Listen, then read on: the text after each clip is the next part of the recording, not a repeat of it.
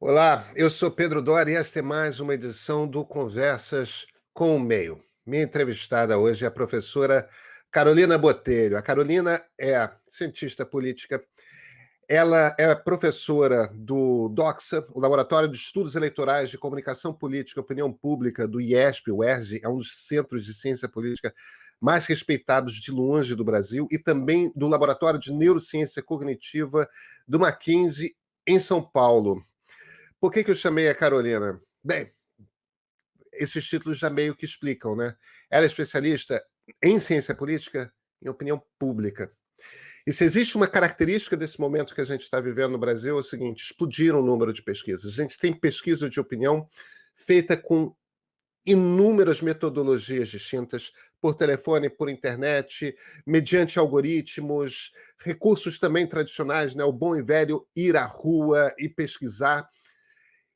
A partir do momento que a gente tem tantos números assim, a gente começa a ter mais possibilidades de compreender como é que andam os humores do eleitorado. E vem cá, como é que Jair Bolsonaro não cai? Como que o bom e ótimo dele se mantém ali naquela casa dos 25% de aprovação da população? O que passa? O que acontece? Essa era a principal pergunta que eu queria fazer para ela. O que mantém Bolsonaro popular? Número 2, quem é esse bolsonarista? Esse bolsonarista aí de um quarto da população é o bolsonarista raiz ou estes são dois grupos diferentes? Ou seja, ainda tem espaço para corroer? E 2022, hein? Vai ser Lula contra Bolsonaro no segundo turno?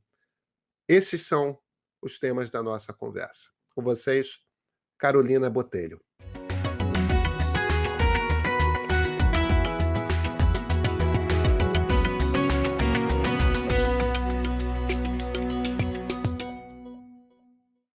Carolina Botelho, muito obrigado pela conversa hoje.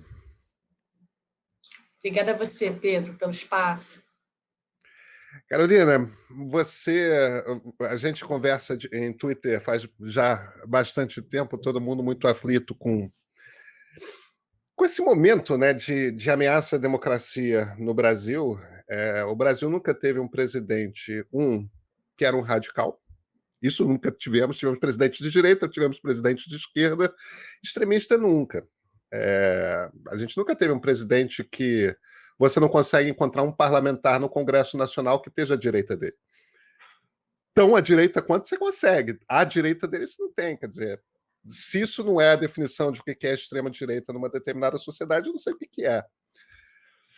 E esse cara não só é extremista, como está constantemente fazendo elogios à ditadura militar. Não é a ditadura dos outros, é a nossa, né? É um cara que fala de morte o tempo todo. Então, quer dizer, e tem concretas ameaças à democracia. Vou intervir no Supremo, o meu exército, né? Esse tipo de coisa.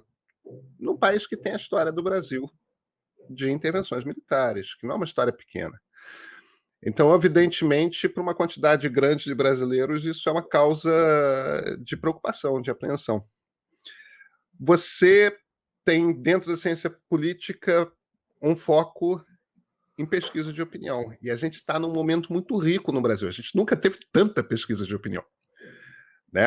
Até um tempo atrás era Datafolha, Ibope, Ibope, Datafolha.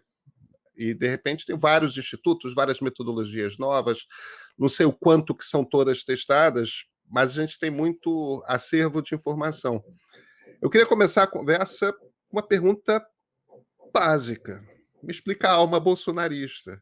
Quem é esse eleitor? Bom, esse eleitor, ela é básica, mas ela é uma resposta, assim, é uma pergunta importante, porque ela revela, quando a gente vai tentar entender esse cara, a gente vê que ele vai mudando um pouco ao longo do tempo, e ele, no início, eram muitos caras, tá? O eleitor bolsonarista, especialmente em 2018, era um eleitor pragmático, era o cara que não queria o PT de jeito nenhum, era o evangélico, após o momento em que o Edir Macedo, o R.F. Soares apertaram o botão de apoio, Ele era o cara do interior, e então ele eram muitos caras, ele era um conjunto, né, um mosaico que às vezes nem se combinavam. Era o liberal, né, que não aguentava mais as políticas do Mantega ou dos últimos governos petistas, e ele que meio que aproveitou uma onda e juntou tudo, uma tempestade que culminou na eleição de 2018. Ao longo do tempo, essas pessoas vão ficando mais definidas e a gente começou a ver que resiste um certo perfil, né? Evidentemente, um perfil mais autoritário, um perfil que gosta das declarações de extrema-direita do presidente, mas a gente tiraria daí grupos que parecem resistir a esse apoio, que são pessoas do interior do Brasil, com um determinado nível de renda, com um determinado nível de escolaridade, né? São homens evangélicos, e que mantêm o apoio. Engraçado que eles se dizem empresários, né? E a maioria é empresário. Aí, quando a gente vai ver o extrato de renda, a gente vê que tem dois grupos lá, né? Nas pesquisas, na última do Datafolha confirma isso. Você vê o grupo de 2 a 5 salários mínimos, e você também vê os caras de 5 a 10 salários mínimos, grupos mais ricos e mais pobres dentro do mesmo apoio, né, majoritário. Então, quem são também esses empresários? Eu pensaria em pessoas como esses neoempreendedores que a gente pode pensar por aí, Uber, sabe? Ou motoristas desses aplicativos, ou donos de comércios pequenos, de cidades do interior, evangélicos, homens, né?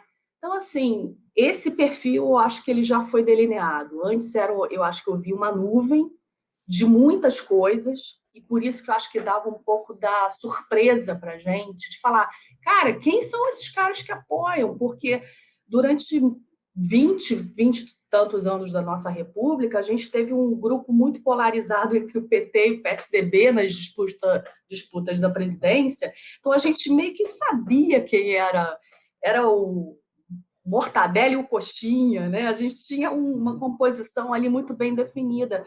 Mas quando veio o Bolsonaro, que era um cara totalmente inexpressivo, que nunca teve uma agenda, que não teve uma produção legislativa importante, e de repente você vê ele ganhando uma eleição no Brasil, que é uma coisa dificílima, rompendo a polarização, né? E com muitas pessoas diferentes junto, sabe? Então, hoje eu acho que a gente pode tirar o que a gente chama de perfil do eleitorado bolsonarista e que, de certa forma, ele está se sustentando ao longo do tempo. Mas isso é um quarto da população? Eu estou falando de um quarto por um motivo simples, você certamente entendeu, mas só para deixar claro, a maior parte das pesquisas, quando faz aquela conta em que divide em 3 grupos o apoio ao presidente, entre ótimo e bom de um lado, regular no meio e ruim e péssimo na outra ponta, a maior parte delas tem posto o ótimo e bom no entorno de 25%. Isso é pouco para a média dos presidentes da República, da história da nova República. Quase todos, no início do 3º ano do primeiro mandato, tinham mais do que isso. Lula tinha mais do que 30% no auge do mensalão. Agora, ainda assim é muito. É um quarto da população. Isso é um quarto ou esse núcleo ao qual você está se referindo é menor? Não, esse é um quarto, assim, eu acho que ele se aproxima de um quarto, de 20% a 25%, e você tem razão, os outros presidentes que conseguiram reeleger, eles tinham uma aprovação melhor do que o Bolsonaro tem hoje, mas eu acho que o Bolsonaro tem algumas diferenças que faz dele uma ameaça constante à eleição de 2022. Ele tem um manejo dessa base bastante importante, ele consegue, de certa forma, deixar chegar determinados tipos de informação a um grupo que quer ouvir aquela informação e que, assim, de certa forma, despreza os acontecimentos, né? Então, assim, é como se ele tivesse um grupo fechado e quando a gente pensa num grupo de WhatsApp ou do YouTube ou, sei lá, de outra rede social que ele consegue acessar, está fechado com ele. Então, aquela coisa, estou fechado com o Bolsonaro, é verdade, eles estão fechados com o Bolsonaro. Então, qual é a conta que ele está fazendo o tempo todo? Ele vai manter esse grupo aceso o tempo todo, tá? A despeito de qualquer acontecimento que na realidade aconteça na nossa realidade, e vai levar ele até o esgotamento, onde, na época de eleição, eu acho que ele pode... o que eu penso o tempo todo?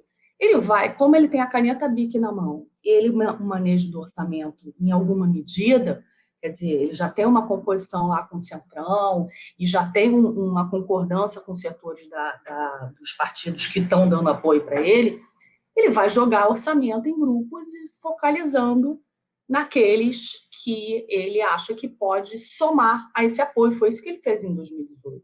Eram vários apoios juntos, deu na eleição deram na eleição de 2018.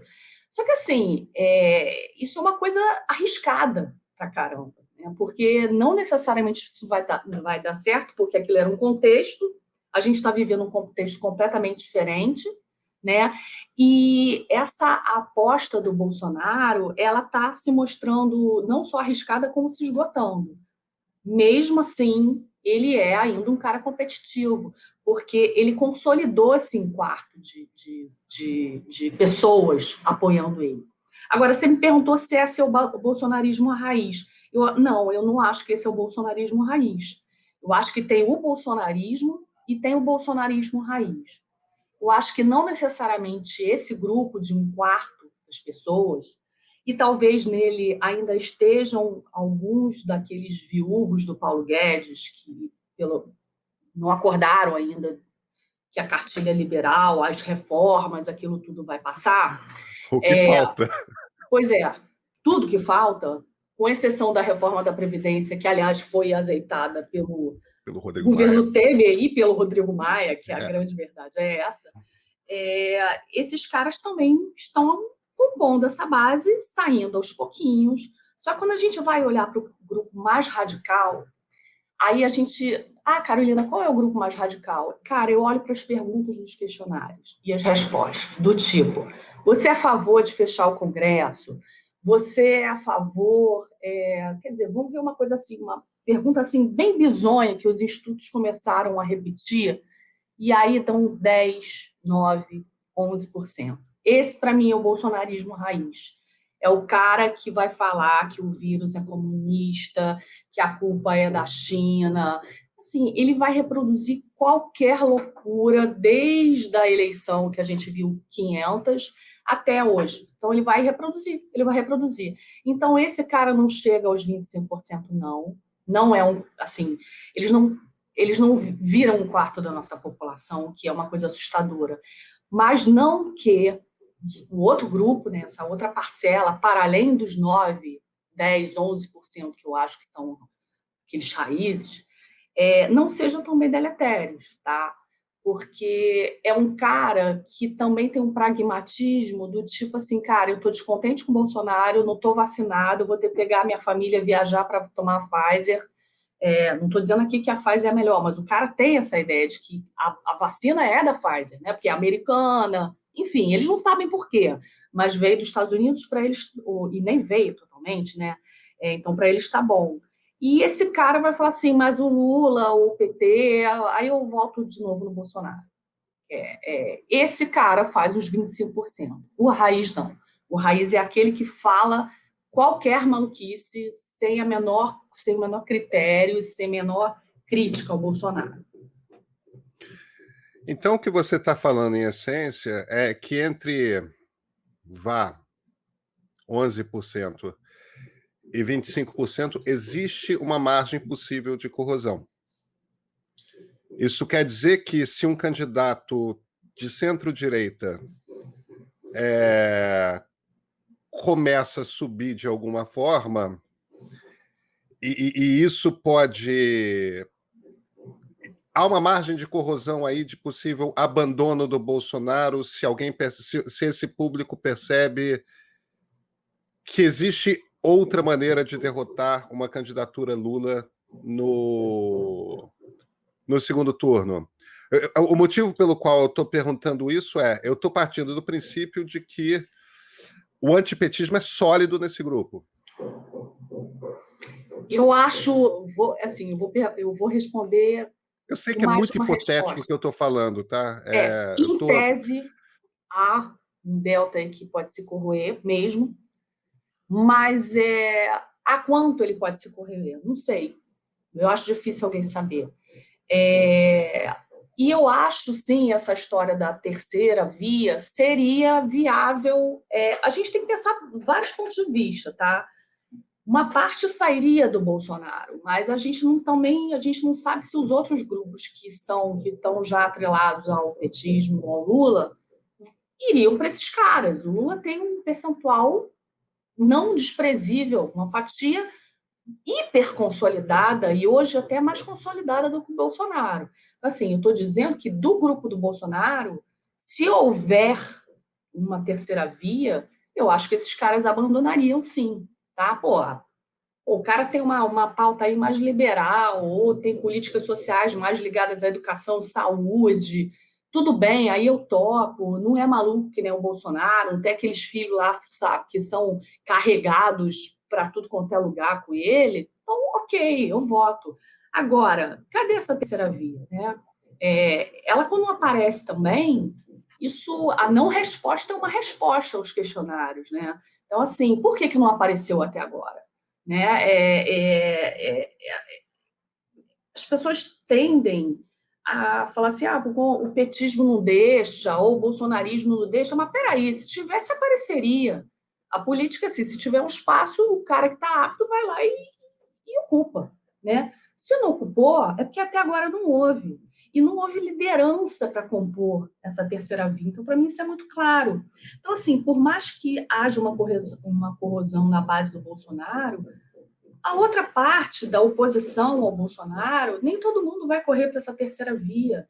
E, assim, essas pesquisas que estão saindo ultimamente, desde do reaparecimento do Lula formalmente, né, assim, não formalmente, mas com mais ênfase, elas estão mostrando que, assim, a gente está polarizado de novo entre o PT e o Bolsonaro, mais especialmente entre o Lula e o Bolsonaro.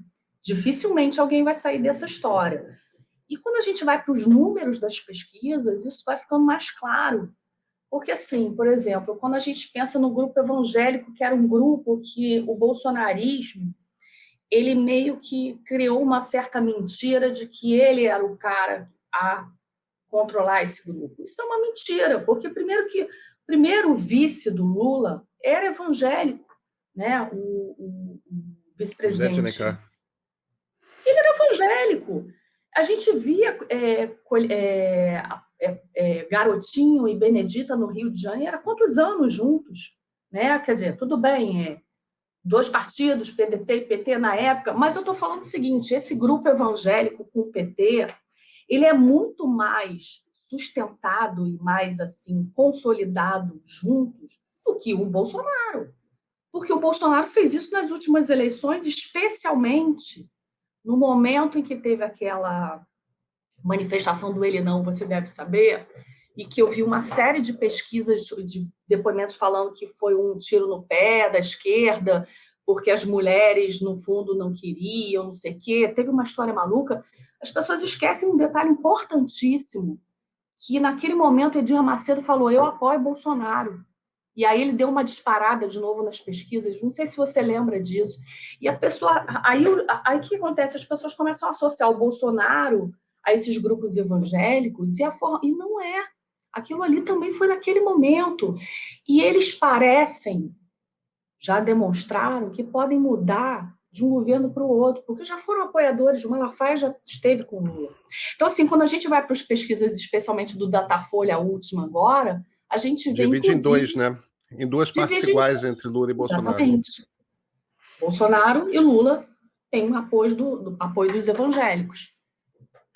Esse voto evangélico é um voto que se tornou muito importante no Brasil. E eu não estou de forma alguma tentando tratar como uma coisa monolítica, porque é óbvio que se numa disputa entre Lula e Bolsonaro, o último Datafolha mostra que esse voto se divide, eu estou tentando lembrar, eu acho que era 34 e 35, né? 35% 35 Lula, Lula, 34. e 34% Bolsonaro, né? Mas são duas partes iguais, porque está dentro da margem de erro. Exatamente. Não, pesquisou 10 pessoas a mais aqui de um lado do outro, esse número inverte. Mas, obviamente, não é um voto consolidado. Você chamou a atenção de uma coisa muito importante que me grita, que é uma das características daquele bolsonarista, é que ele é homem evangélico. Ele é casado com uma mulher, né? Em casa, provavelmente, até porque eu estou partindo do princípio de que esse sujeito é profundamente conservador nas questões de comportamento, portanto, ele é casado com uma mulher, não é casado com outro homem. Em tese, né? Bem, sim, mas Sim, em grandes ele números. cumpre esse protocolo. Mesmo que seja gay, provavelmente está no armário tendo uma luta interna ali e tal. Quer dizer, o ponto é, já existe um conflito político possivelmente dentro de casa. Isso não é uma coisa pacífica, pais, família bonitinha, papai, mamãe, filhinhos no entorno da mesa de jantar e Deus acima e Bolsonaro na terra. Não é isso, né? Já existe um conflito familiar aí. Uma das ministras chaves do governo Bolsonaro, aquela que jamais foi ameaçada, é Damares Alves. E Damares Alves representa não só a questão do bolsonarismo, como a bandeira das questões ligadas à infância e sexualidade, né? Não vamos ensinar para os nossos filhos sobre educação, não vamos dar aula de educação sexual, as escolas públicas querem, de alguma forma, transformar nossos filhos em gays, nossas filhas em lésbicas, e esse tipo de pavor mítico que existe aí. Agora, embora o bolsonarismo faça parecer que as questões ligadas a comportamento e principalmente sexualidade sejam o norte através do qual você consegue esse voto evangélico, o fato de terem tantos dispostos a votar no Lula me faz parecer que o norte para muita gente é economia. A economia está em cima, a economia está embaixo. E aí tem aquela memória dos anos Lula e, putz, eu estava comprando carro, eu estava comprando geladeira, eu estava comprando televisão de tela plana, que era um grande lançamento. A vida era boa com Lula, a vida é ruim com Bolsonaro. O que é que move esse voto evangélico? Dá para a gente dizer que existe essa diferença entre o voto do homem evangélico e da mulher evangélica? O que é esse grupo? O que esse grupo busca? Quais são as preocupações dele? E qual o tamanho dele mesmo? Qual é a relevância dele? Assim, eu nunca me debrucei sobre o grupo evangélico. Acho que tem milhões de colegas especialistas que entendem muito mais que eu disso. O que eu sei falar é que esse é um grupo que é importante para o bolsonarismo, com quem ele tem conversado, e eu acho que é mais ligado aos evangélicos neopentecostais, tá? Que tem uma identidade com a Damares ou coisas parecidas, e que ele vem num bloco, tá? Apoiando o presidente e a Damares e todas as falas que eles estão evocando a sexualidade ou qualquer tipo de controle, né? E ele sabe disso, assim. Eu acho que a questão é que eles conseguem, eu acho que a Damares cumpre muito bem esse papel de manter esse grupo coeso e de não se importar em falar com os outros, nem com parte do resto do eleitorado bolsonarista e nem com o resto da sociedade. Então, ela consegue ficar também num grupinho muito fechado, né, de comunicação, e essas pessoas se reportam a ela ou falam com ela como se fosse, assim, uma líder de uma seita mesmo que estivesse lá para manter e segurar as bandeiras dele. Agora, os evangélicos em si são um grupo muito maior, né? Se você chamar uma pessoa para falar, que um especialista nessa religião, para tentar mostrar a relação deles com a política, você vai ver que é um leque que vem se confirmando, se construindo ao longo da nossa nova república também. Quer dizer, cada vez mais eles aparecem, né, nas assembleias, nas câmaras, no Congresso. Alba Zaulá, anos atrás, escreveu artigo mostrando a composição desses grupos no Congresso Nacional. Para além disso, ela está com uma conexão direta com aquilo que o professor Eustáquio, que foi professor da ENSE, diz da transição religiosa, que os grupos evangélicos no Brasil estão crescendo de uma forma assustadora, assim, assustadora do ponto de vista da quantidade de pessoas evangélicas que, desde a década de 80, estão deixando de ser católicas e outras religiões para se tornarem evangélicos. Então, ali na frente, daqui a 10, 15 anos, você pode ter uma composição parecida entre católicos e evangélicos. Aquele país que antes era católico pode se tornar tão católico quanto protestante. Só que o ponto não é esse, porque o Bolsonaro não é um cara evangélico, tradicionalmente evangélico, até porque ele tem símbolos do catolicismo e ele se diz católico e evangélico. Então, assim, se ele tem uma coisa boa na comunicação com esse grupo, se é que a gente pode falar boa, ou pelo menos bem-sucedida, é que ele foi um cara que passou a vida toda tradicional dele como legislador, né? Muito inexpressivo e escondido, e muito ligado a pautas militares, qualquer uma que seja, sempre muito ligada a aumento de soldo, enfim, nada de muito especial. E nas eleições ele conseguiu entender que esse era um grupo importante para chamar para perto dele. Mas ele também não queria abrir mão, e que a gente entende um pouco da natureza dele, do outro grupo, que são os católicos. Então, de uma forma tosca ou não, ele conseguiu captar que, assim, cara, eu não vou fazer o fla-flu disso aqui, eu vou ser evangélico e vou ser católico. E, no fundo, a gente tem visto isso no próprio Lula, tá? O Lula também trouxe um evangélico para o campo dele, isso lá atrás. Eu não estou comparando a qualidade dessas coligações. Eu estou falando que ele reflete também esses movimentos e entendeu o que é importante. Tá? Então, assim, Bolsonaro sabe que é um grupo importante, que é um grupo que está crescendo, que o Edir Macedo, que o Malafaia, que o R.R. Soares têm um público à sua disposição, entre aspas, e que ele precisava ter também do lado dele. Então, assim, foi um gol de placa nas eleições ele trazer esse grupo para ele. Agora, não é só bolsonarista, né? No próprio Twitter ou nas redes você vê uma enormidade de pastores e de evangélicos repudiando o governo Bolsonaro, as ações, as palavras. Então, assim, o Datafolha veio para confirmar que ele não é ele não é o principal candidato à presidência de 2022, está longe disso, ele está empatando tecnicamente com o Lula, e a gente tem que chamar atenção para uma coisa muito interessante: o Lula não está em campanha ainda. Tá? A gente sabe que está, porque a gente respira política todos os dias, eu estou falando eu, você, os especialistas, mas ele não começou a fazer a campanha que a gente sabe que ele consegue fazer. Né? Ele está começando a conversar e ele já está apontando muito bem para esse grupo, assim como para outros grupos. Importante, os jovens, ele tem uma adesão grande, sucesso entre esse grupo.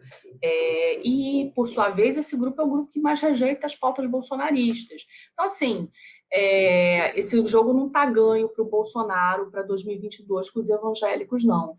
Eu diria que ele não vai ser o fiel da balança.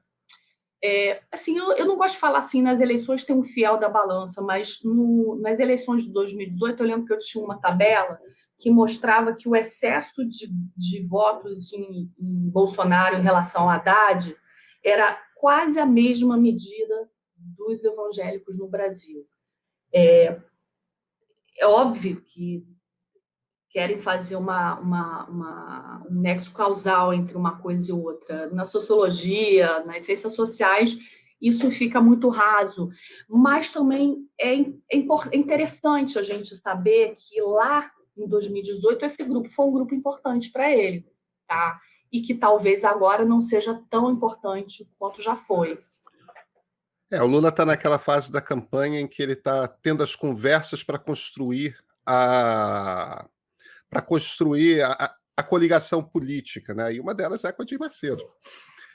E o Edir Macedo era aliado do Lula lá atrás, quer dizer, não é... O Edir Macedo, quando senta para conversar com o Lula, sabe o quanto que o Lula cumpre promessas, sabe qual é a capacidade do Lula de entrega, quer dizer, tem um cálculo político aí muito claro, e o Edir Macedo é um político, né? Antes de qualquer coisa, ele é fundamentalmente um político, e a gente ainda vai entender para onde que esse vento vai soprar.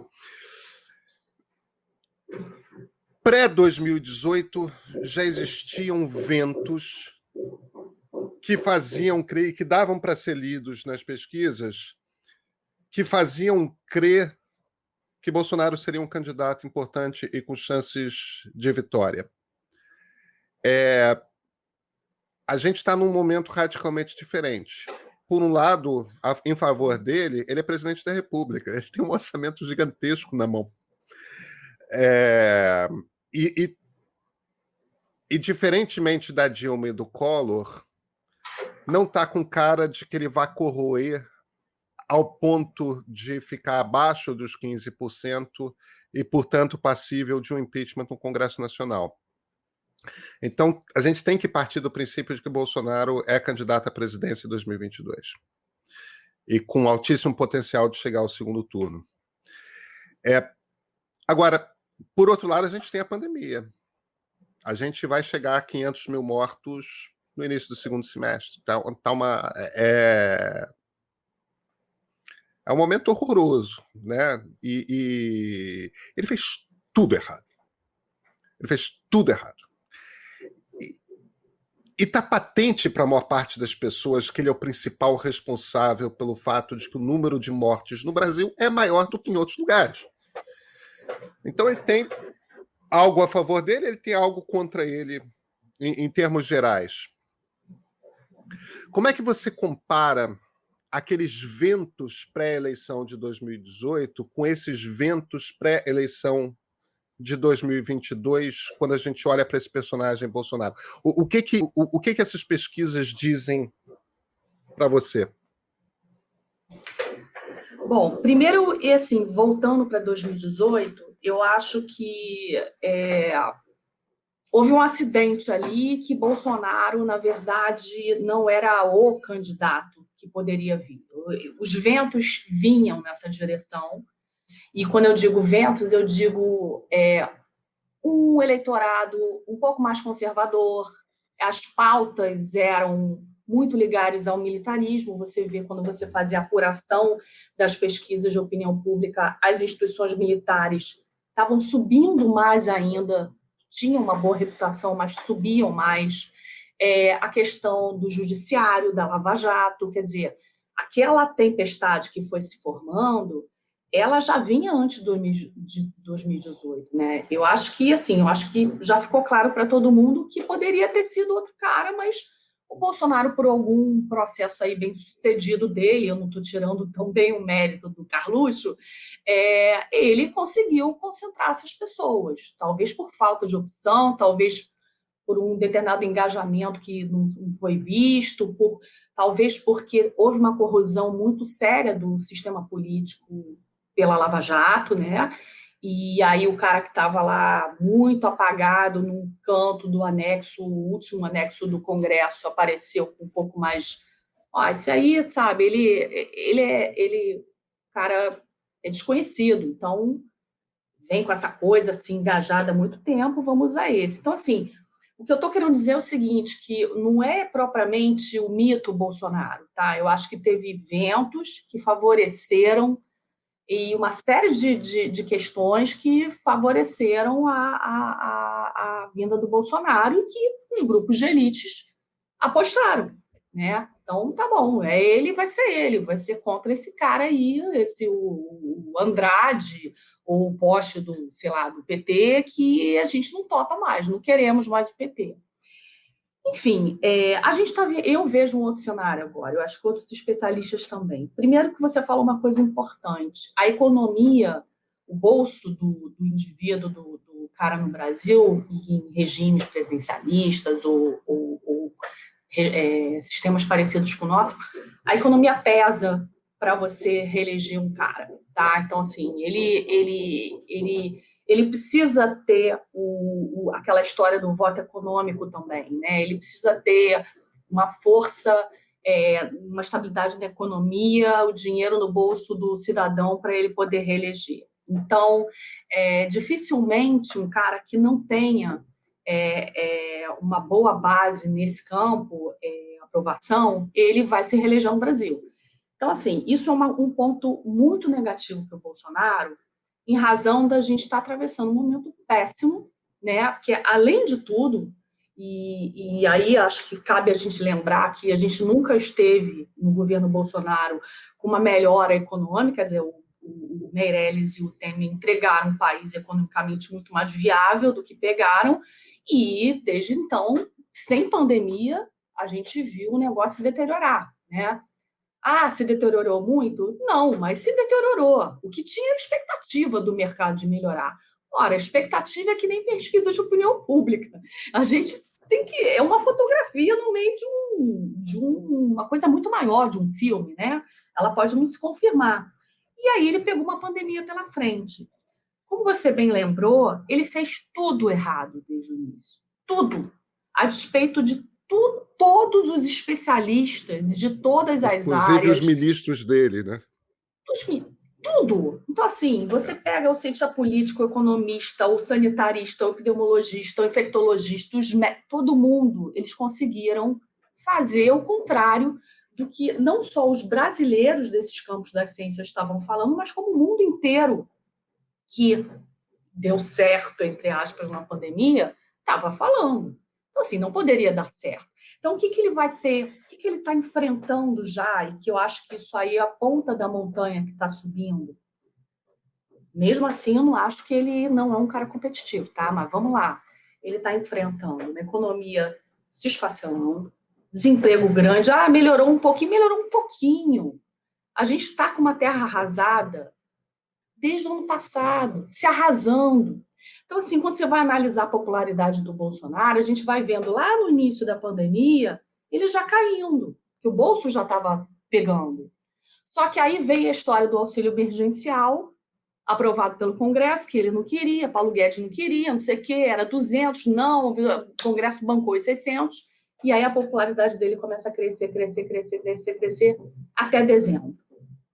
Quando chega em dezembro, que é a última parcela, o que acontece? Começa a cair. Só que ele pega pela frente vírus descontrolado no Brasil, quantidade de morte crescendo como a gente não tinha visto no ano passado, porque, de certa forma, com aquele primeiro bimestre lá com Mandetta, houve algum controle, algum acúmulo de conhecimento que foi adotado no Ministério da Saúde, mas quando entra, vem o Taixe e não fica nem pouco, e o Pazuello, a gente desmembrou tudo. Então, esse efeito começa a ser sentido dezembro e janeiro, os caras estão sem dinheiro para comer.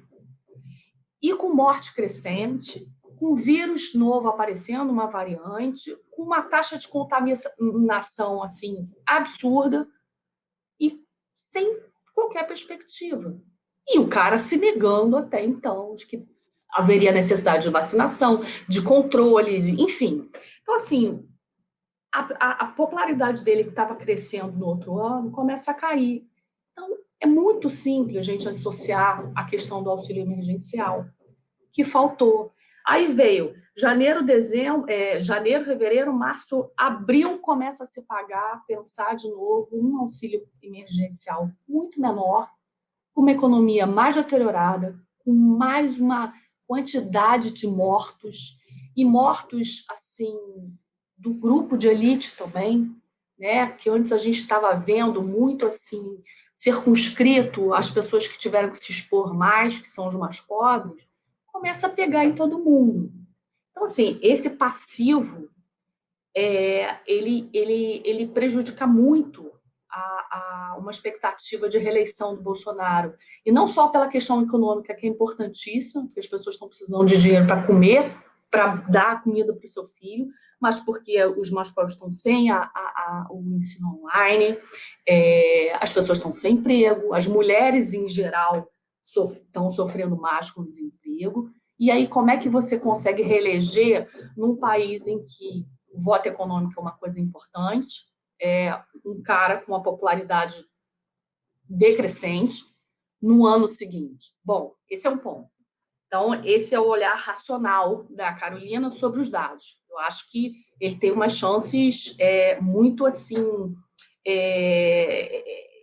Ele não está bem, tá, para 2022. Por outro lado, esses 25% ou 20% sobre o qual a gente falou no início, ele resiste, ainda consegue resistir pouco a pouco, a aumentar um pouquinho, diminuir um pouquinho. A tendência é que ele possa baixar mesmo, tá? Eu leio uma trajetória, mas não tanto. E o Bolsonaro entendeu isso, que se ele jogar as fichas nesse grupo, em políticas que ele pode distribuir para grupos, vamos pensar num auxílio emergencial novo, acabando esse, ou uma política de transferência de renda que vai pegar os mais pobres. Ele sabe que ele tem chance disso. Como você falou, ele tem a caneta lá do orçamento, ele tem a máquina do governo federal, ele é o presidente da República, então ele pode muita coisa. Ele está com o Centrão. Esses dispositivos, esses recursos também, dentro do presidencialismo, dão força ainda para ele, primeiro, para ele não sofrer um impeachment. Ele tem desviado disso o tempo todo.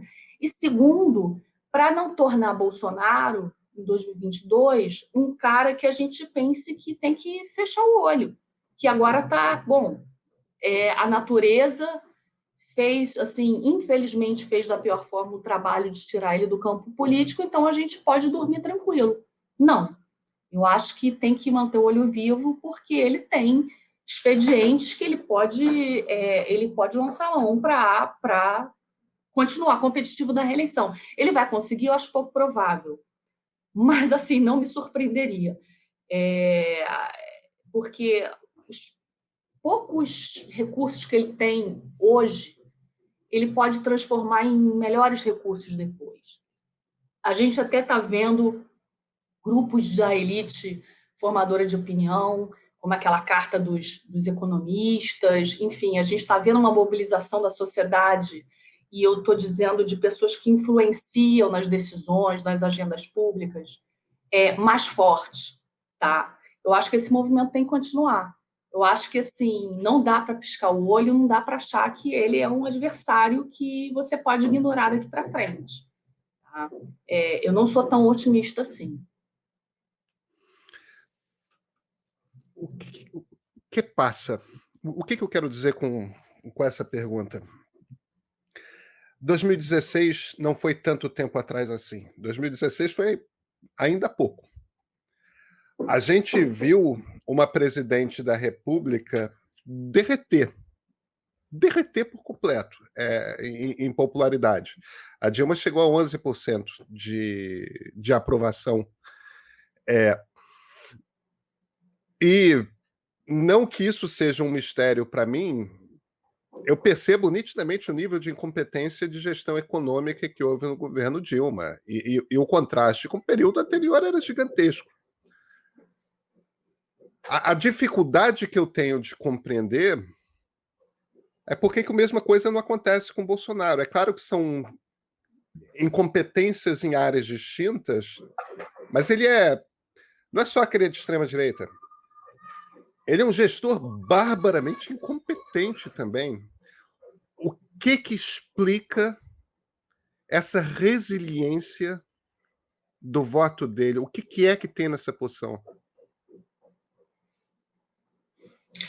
Essa é a pergunta para mim de US$ 1 milhão que eu estou tentando responder, mas ano passado eu escrevi um artigo que falava Sigo Líder, que ele meio que se baseava numa teoria do Gabriel Lenz, da Universidade de Berkeley, que eu tive aulas lá. E é uma coisa interessante, porque isso eu estou falando uma das explicações. Esses fenômenos complexos, você já deve ter ouvido isso milhões de vezes, e sabe até mais que eu, eles não se respondem por um motivo. Mas esse motivo eu achei um motivo interessante, sobre o qual acho que a gente poderia debruçar mais.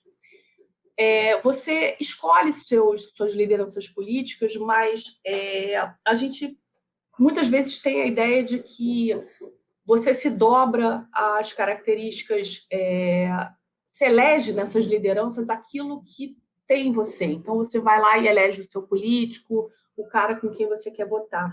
O Lenz, ele mostra que não é muito bem assim, né? Ele faz uma pesquisa nos Estados Unidos, na Europa, e mostra que, na verdade, você elege por algumas características, mas você vai se afeiçoando ou se conectando com as suas lideranças e com as características que essas pessoas têm. Então, é como se você fosse concordando à medida que o tempo passa, e concordando, eu acho que é uma palavra assim, é ruim para isso, mas é como se você fosse se aproximando. Então, o cara vai demonstrando determinadas particularidades e é seu líder, você vai acompanhando, porque você escolheu ele ali. Então, você meio que vai se adaptando aos valores dele. Só que a gente está falando do Bolsonaro. E aí, como é que você se adapta e você se mantém coeso a um cara que fala aquele monte de coisa que a gente fica ouvindo e o tempo todo de morte, de ditadura? É difícil, né? Eu acho que, assim, aí eu acho que entram outras questões. A primeira delas, e que acho que a gente tem que se debruçar também sempre, que é você entender quem são as elites brasileiras, tá? E isso é meus estudos, assim, do mestrado na FRJ, um grupo de estudos da professora Elisa Reis, que estuda isso há 500 anos, e as elites brasileiras já lá mostravam que tinham características muito esquisitas, né, para quando a gente pensa na perspectiva do futuro para o Brasil melhorado. Então, lá na minha pesquisa de mestrado, já mostrava que esse grupo ele queria a resolução dos problemas sociais do Estado, mas ele não tinha nenhum tipo de olhar cooperativo, né? Eles não se viam como modificadores dos problemas sociais. O problema é que a questão da teoria das elites nos ensina que as elites é o grupo que faz e produz as mudanças, né? Ele é o grupo especial para produzir mudanças. Então, quando a gente fala em elite, a gente não está falando de um grupo com dinheiro, a gente está falando das elites empresariais, militares, jornalísticas. A gente está falando dos grupos sociais que influenciam. Então, por que esses grupos que deveriam influenciar nas agendas de forma a ter um olhar mais colaborativo, a entender que um vírus, se não vai pegar só na população pobre para a qual ele não tem a menor preocupação, vai pegar nele também, né?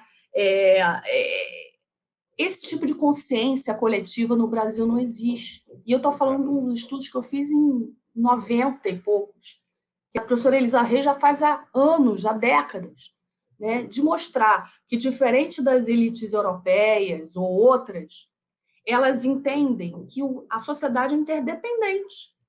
Então, no Brasil, se você tem problema com assalto, as suas elites blindam o carro, botam grades nos condomínios, elas privatizam as soluções, mas elas jogam para o Estado. Você tem que enfrentar, assim, o enfrentamento dos problemas sociais tem que vir via Estado. Eu não tenho nada a ver com isso. E ela permaneceu com a mesma lógica com o vírus, com detalhe.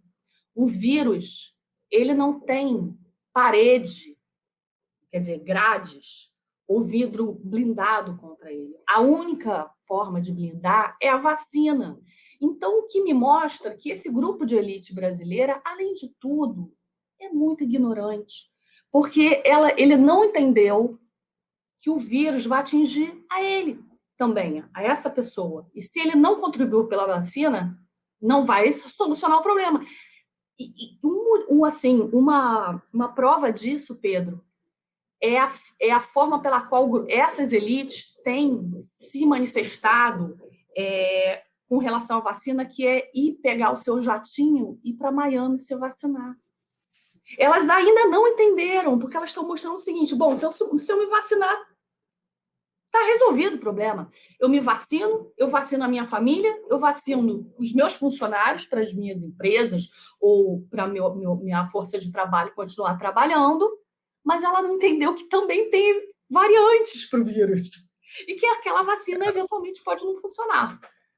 E não entendeu que vacina não é pessoal, vacina é da sociedade. Quer dizer, você Exatamente. usa vacina para criar imunidade na sociedade.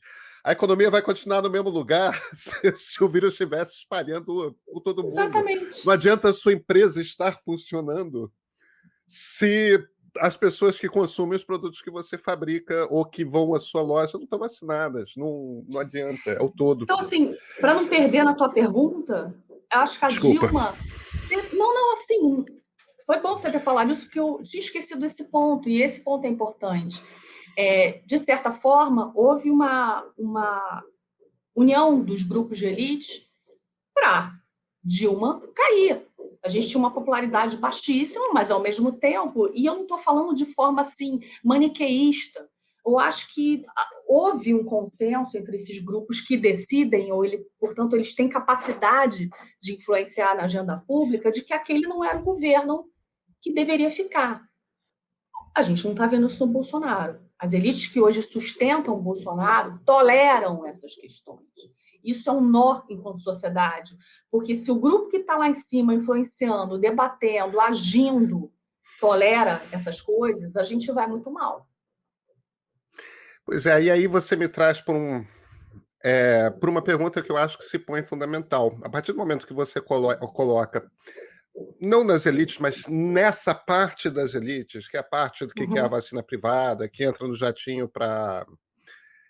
porque também tem muita gente do outro lado, né? Mas, sim, independentemente disso, é claro que existe um pedaço grande da elite que acabou meio que virando os Faria Limers, né? É a turma que ainda acha que o Paulo Guedes vai entregar alguma coisa, que ainda não percebeu que este não é um governo liberal, nem na economia. Não é só liberal politicamente, é liberal de todo e por completo, mas tem um componente aí que está berrando, né, Carolina, que é o antipetismo. Se toleram o Bolsonaro, tendo a crer que não por acharem que o Bolsonaro é o cara ideal, mas por acharem que ele segue sendo uma alternativa melhor do que o retorno do ex-presidente Lula ao governo. Porque, afinal de contas, é isso que as pesquisas dizem o tempo todo. Mesmo antes de o Lula ter seus direitos políticos restabelecidos, tudo indicava que a gente vai voltar a ter um segundo turno Bolsonaro versus o candidato do PT. Então, eu estou concluindo aqui da sua leitura, questiona a minha premissa, se você achar que ela estiver errada. Que o fator predominante aí é o antipetismo deste núcleo da elite. O que é esse antipetismo? Eles anti o quê? Ser anti-esquerda não acredito que seja. Ser antipetista no sentido...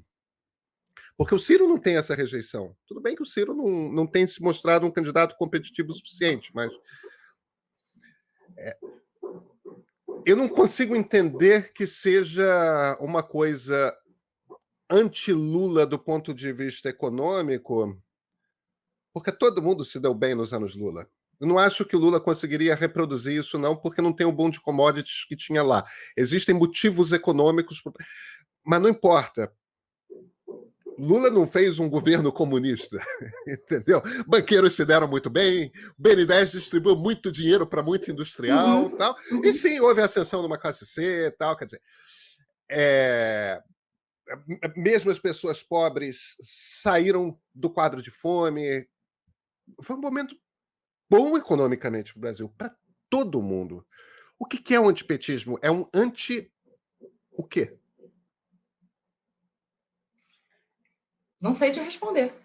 Mas o que eu, assim, eu posso te dar algumas pistas do que eu tenho lido. Primeiro, é muito importante você falar que quando a gente fala elite, eu acho que também tem uma ideia assim errada do que é elite. Assim, ficou uma coisa assim que parece que é muito associada a um tipo de nobreza econômica. Na verdade, são os grupos que influenciam. Então, aquela carta dos economistas, é, ela é importante porque dentro desse grupo você já vê que tem um rompimento, tá? E quando a gente fala da elites, a gente também está falando de elites médicas, que há grupos de médicos que influenciam também o debate político, que não são os cloroquiners, que se distanciaram do governo Bolsonaro e das medidas sanitárias. Mas eu vou chamar atenção para esse grupo dos economistas, muitos dos quais tiveram uma visão muito pragmática e acabaram elegendo em 2018 o Bolsonaro.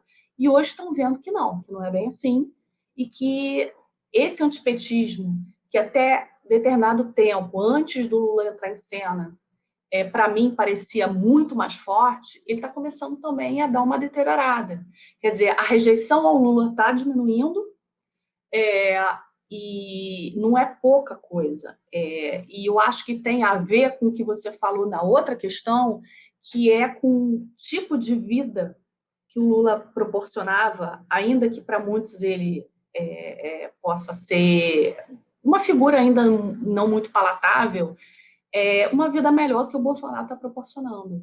E na falta de um outro grupo, de uma outra liderança, né, que pode eventualmente aparecer, mas que até agora não apareceu, ele vai ter que ser com ele mesmo também. Então, aquilo que o Bolsonaro, de certa forma, serviu em 2018 para determinada parte da elite, talvez o Lula seja assim, cara, vamos lá de novo, porque sim, e vamos separar o Lula do PT e do governo Dilma, tá?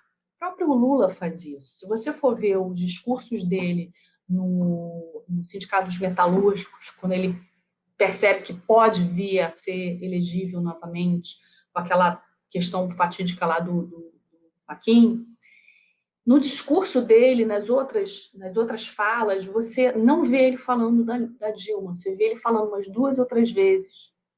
E quando ele fala, ele respeita a figura da Dilma, ele fala bem da minha companheira Dilma, mas ao mesmo tempo ele faz uma distinção na esfera econômica do que a Dilma fez, ele, do que ele fez e o que ele vai fazer de novo.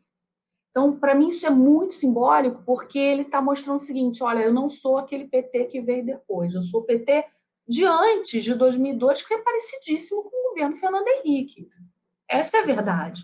Então, assim, essa rejeição, esse antipetismo que eu vi muito mais feroz, ou as pessoas estão cansadas, ou grande parte acordou, ou, enfim, está se formando nessa terra arrasada, alguma racionalidade que está lembrando mais do que foi sucesso nesse momento do que foi, eu estou falando nesse momento das pesquisas, do que propriamente o temor petista dos governos, dos últimos governos deles na presidência. Então, assim, e a Carta dos Economistas, eu acho que isso é um ponto de inflexão importante que tem que ser assim, olhado de perto. Carolina, última pergunta. 2022, hein? Como é que você lê? Vai ser Lula contra Bolsonaro? Porque Eu não tem uns vejo. 50% aí, 45%, vá, mas tem um percentual importante que ainda está meio com uma cara de nem, né? Mas você acha que está desenhado? Como é que você está lendo esse momento futuro. Hoje, Eu sei que estamos há 1 ano e meio, tá? E que as coisas mudam, mas sim, sim, sim. Inclusive, assim, o debate eleitoral das pesquisas começou a ser feito de uma forma mais ansiosa nesses anos Bolsonaro, pois é, né? e, isso é um tipo de sentimento que ele deve ser levado em consideração também nas pesquisas, porque as pessoas não estão aguentando. Quem aguenta mais um ano disso, tá? Então, assim, o desenho hoje, embora ele possa mudar, Pedro, porque a política é dinâmica, porque a gente está no meio de uma pandemia, porque são seres humanos, porque os acordos vão sendo feitos, mas eu acho que eu vejo um desenho de Lula e Bolsonaro para 2022, podendo lá na frente eu estar completamente errada. Mas o que eu vejo, e por a leitura dessas fotografias, mini fotografias que as pesquisas de opinião elas dão, é um cenário assim, e o Lula está vendo esse cenário porque ele já está conversando com os grupos das elites, formadoras, empresariais, evangélicas, religiosas, quer dizer, ele está indo de porta em porta levar o projeto dele de reconstrução e falar, cara, vamos lá, não tem mais como... Você já foi do meu lado, vamos lá, eu vou botar a roupa de 2002. Então, assim, eu estou dizendo que esse cara, que é um ator importante nessa história, ele está atento a essas mudanças e ele está fazendo tudo direitinho para chegar no segundo turno de 2022. E o Bolsonaro, por sua vez, ele está mantendo aquilo tudo que a gente conversou até então. Então, assim, ele tem uma base competitiva ainda, ele tem uma base ainda forte, ele se consolidou em um grupo e ele vai levar o negócio é meio corrida contra o tempo, né? Quanto ele espera se desgastar o menos possível, menos num cenário de terra arrasada como esse, para chegar minimamente competitivo ao segundo turno e sair distribuindo recursos do orçamento para os grupos que ele quer captar na disputa eleitoral. A minha leitura hoje é essa. Pode ser que ela mude, e aí eu me defendo, mas assim, e aí eu não vejo uma diferença nisso agora. Eu vejo isso de uma forma mais clara. Quer dizer, se você fosse uma consultora de um candidato que se propõe candidato de terceira via, o conselho que você daria é: sai para a rua, a hora de começar a fazer campanha e juntar todas as outras forças do seu lado, e agora, não é daqui a 6 meses. Não é? Não é? Apesar de que daqui a 6 meses a gente vai estar muito mais próximo de uma realidade mesmo, né? Do cenário eleitoral. Mas, assim, cara, esse tempo vai passar, porque já foi feito muito trabalho de um lado e de outro o cara também está lá tentando sobreviver e segurar o máximo de apoiadores possível. Então, para entrar nesse meio aí, o cara tem que vir assim, muito forte. E que, assim, pode ser que venha, mas o espaço está muito comprimidinho. Carolina Botelho, muito obrigado pela conversa. Obrigada a você, Pedro. Foi excelente. Muito obrigada pelo convite.